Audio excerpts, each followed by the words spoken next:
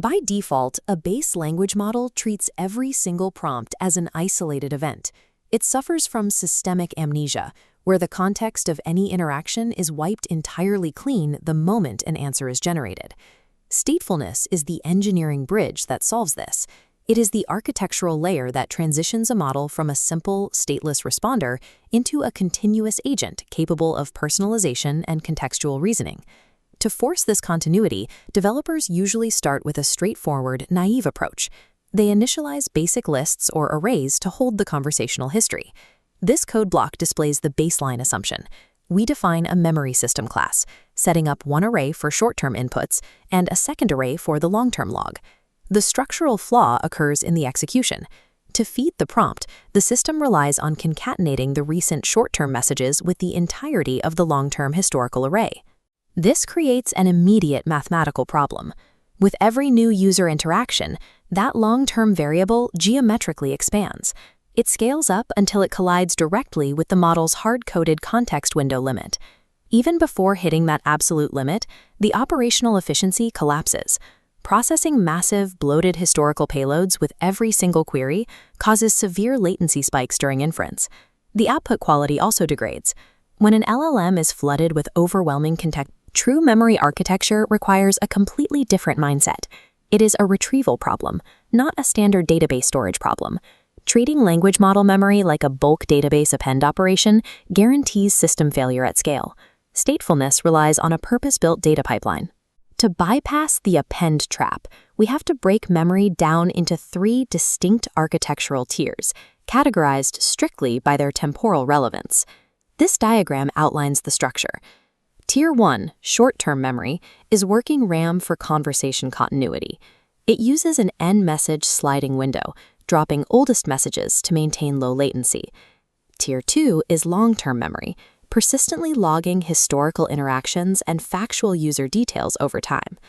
The strict boundary constraint of this second tier is size. The complete historical log is too massive to be passed directly into the language model. That brings us to Tier 3, vector memory. This operates as the semantic index layer. In this tier, plain text strings are mathematically converted into high-dimensional vectors, known as embeddings. Unlike a standard relational database that searches for exact keyword spellings, a vector database maps proximity. It matches the underlying conceptual meaning of a query to the stored data. Raw data storage accomplishes nothing on its own. The data must be physically segregated by its time relevance and mathematically indexed by its semantic weight. With the storage structures defined, we can map the active flow of data. Crucially, user inputs do not travel directly to the language model. This flowchart tracks the initial pipeline step. A user input triggers simultaneous memory access, routing the text into all 3 storage structures at once. The short-term layer immediately captures the exact conversation of phrasing to keep the immediate chat flowing. At the exact same time, the long-term layer logs that raw text to maintain the persistent historical record. And the vector layer processes that input, converting the text into mathematical embeddings to update the semantic index. Between these databases and the LLM sits the critical processing node, the retriever. The retriever's primary operational logic is to execute a similarity search. It scans the vector store and extracts only the top K most relevant memories based on the meaning of the user's prompt. Once extracted, the retriever algorithmically merges those highly specific top K results with the immediate context from the short-term sliding window. This process creates the final context payload. It is dense, highly condensed, and scrubbed of irrelevant history. The language model executes the final step. It combines the user's specific prompt with this highly filtered payload to reason through the data and generate an accurate answer. The retriever is a mathematical shield. It aggressively protects the model's finite context window from the vast, unorganized noise of the total database. We can validate this pipeline by mapping a multi-turn query through a stateful algorithmic trading bot.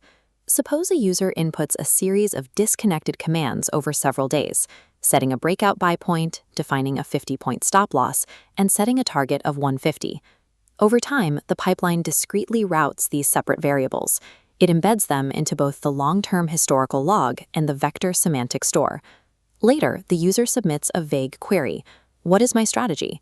The vector search executes.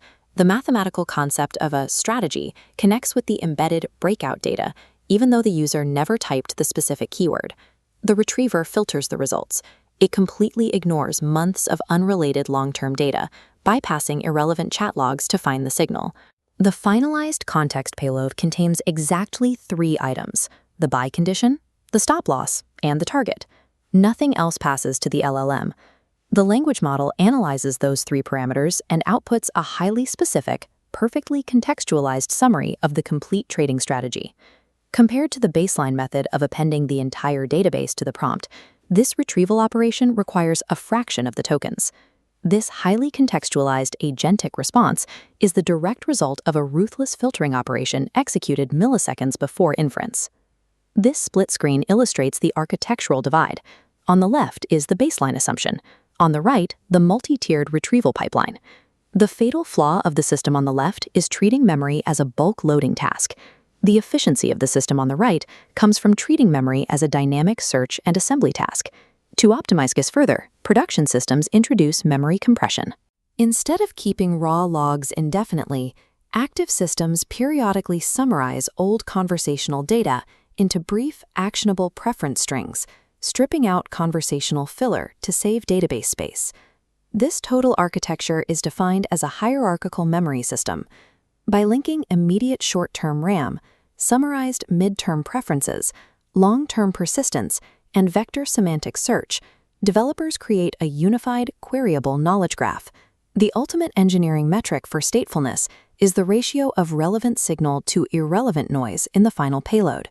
System statefulness relies on the algorithm's ability to perfectly forget the noise, isolating only the signal for the model to process.